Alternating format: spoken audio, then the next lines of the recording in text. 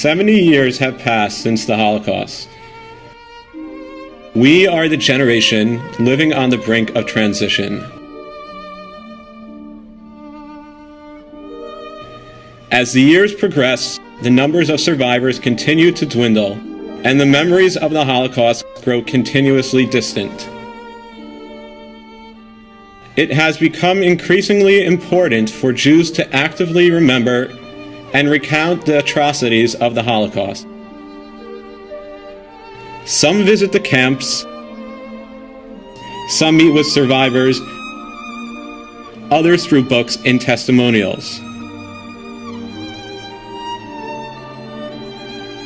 However one remembers, it is the mission of every individual of our generation to ensure that the memories of the Holocaust are incorporated into our thoughts, our choices, and our conversations.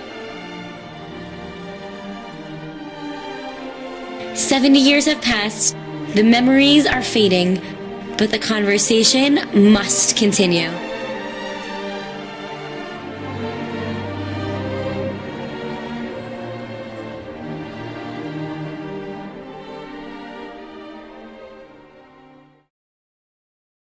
I think that my generation and the past generations were really lucky to be able to have the Holocaust survivors sitting in front of them and telling them their stories, and you're getting a one-on-one experience with these people.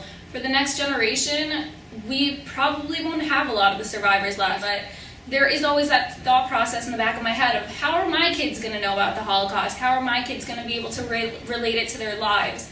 I had my grandfather, I looked to him. Who are these kids going to look at? We need to be that next generation, be able to relay this over to our children and our grandchildren. We are in the year 2014, and the Holocaust happened 70 plus years ago, and the survivors are slowly sweeping away. And they're not going to be around to tell their stories. Their stories are going to come to us, and we're going to be responsible. Talking about the specifics of what happened to people.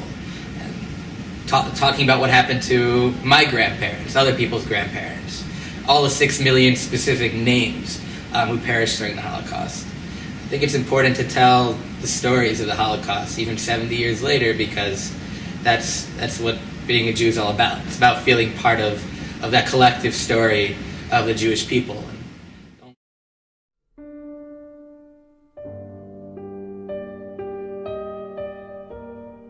I think every human being should visit the horror of the Nazi camps in Europe to honor the 6 million Jewish martyrs, to honor their memory. And secondly, and equally important, to make sure it will never happen again. It is a moral duty for every individual to make sure it will never happen again. אין מחר בלי אתמול. הזיכרון מחדד את זה מאוד. הביקור מאפשר לנו לזכור לעומק, לראות לנגד עינינו מעט במעט, ולהבין איזה נורא, איזה שואה אדירה הייתה שם, וכך ליצור את החיבור בין הדורות. There's nothing like stepping foot into a camp, and there's nothing like stepping foot, into like an old shul that no longer has members in it, but that used to, and that was rich with people there, like my grandparents and like my ancestors. I gained such an understanding of what happened and things that I can't put into words, but at least now I have a tangible or intangible sense of what we had and what makes us who we are. Once I was in Poland, I really felt that those who perished were my own family, and it was able to hit home for me on a much deeper level than it did previously. I really felt connected to the rest of the Jews and the rest of the people who survived the camps from that experience, and not just a soul connection to my grandmother's experience, but really to everyone else who had gone through it. Towards the end of my trip, when we were almost ready to leave Auschwitz, as a group, we all sang in the women's barracks, kind of almost interesting how 70 years later, the same kind of group was probably in there, but under totally different circumstances. When I saw all in a section there, all the hair and all the suitcases of people, like people keep saying like 6 million, but I don't think we really understand what 6 million means. And like when I see all these individual like suitcases, it just gives you a little like a minimal perspective of the amount of people that were victims. It is a life-changing experience for everyone I know, Jewish and non-Jewish alike. And somehow or other I stood there in the middle of Auschwitz-Birkenau.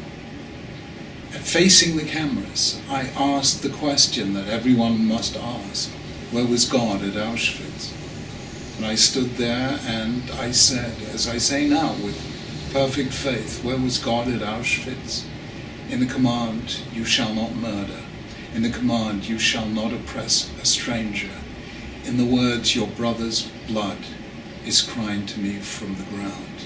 HaKadosh Baruch Hu was there, but humanity wasn't listening. And that must never happen again. I think it's also really even more important than for us to go to Poland, that the next generation will have these trips to Poland, because even though the generation of Holocaust survivors is unfortunately dying out, the land will still be there, the museums will still be there, and that's going to be the biggest thing that can impact the next generation.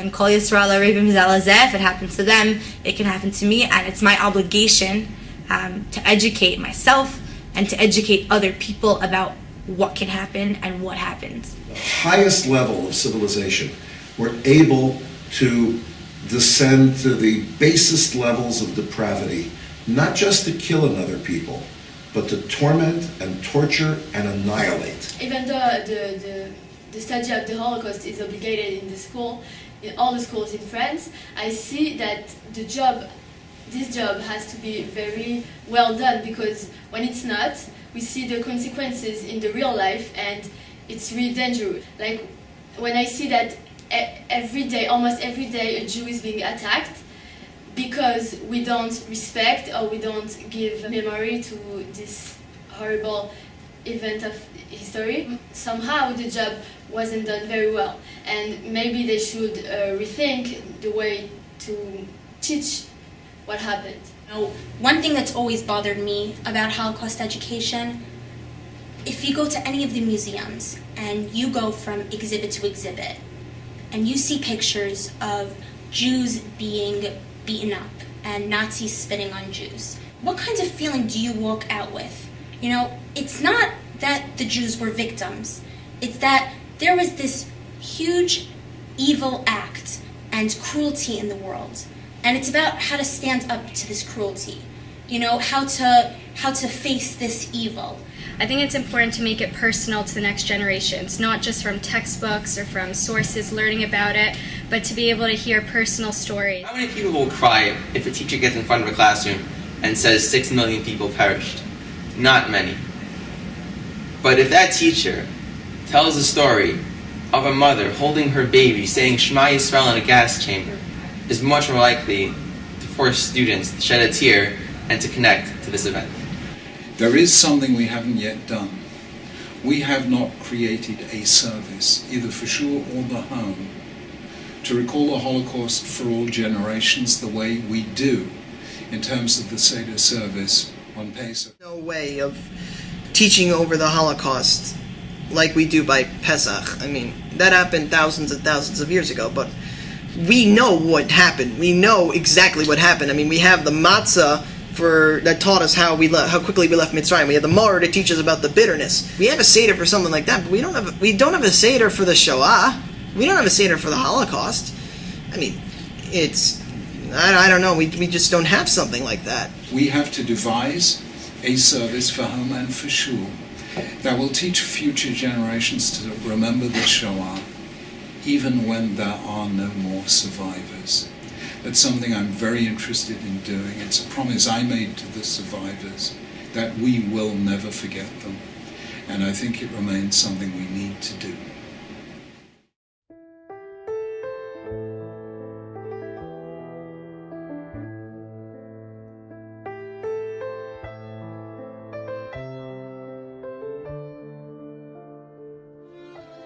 Honor those who died as Jews by living as one.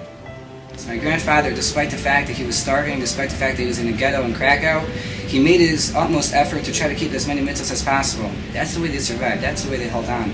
By doing all these actions that they could in order to try to connect, despite the fact that Nazis were doing terrible things, he wanted to show Hitler that he can't be manipulated and that the Jews have a tremendous, tremendous perseverance for survival.